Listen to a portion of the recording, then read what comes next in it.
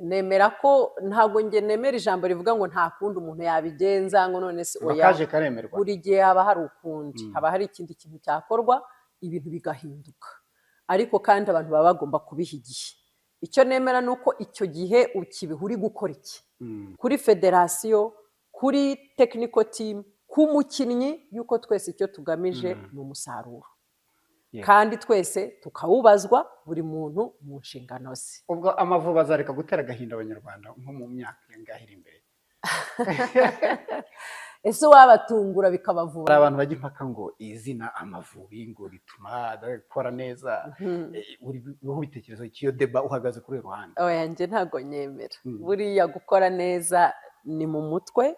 Hari ikindi kintu cyatuma football yacu igira isuku, ikanagira aho igeza abanyempano, ikinjiriza n'igihugu amafaranga, ni ukurwanya ruswa, ni ukurwanya ibintu by'abantu bizerera mu bapfumu.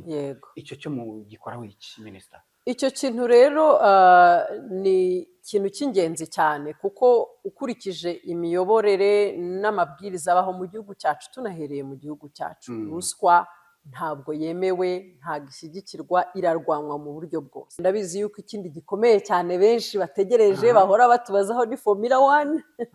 Ibyo igihugu cyacu nk'uko Perezida wa Repubulika yabivuze, twamaze rwose kwinjira mu bagaragaje ko twiteguye kuyakira. Ijambo rimwe ku bareyo.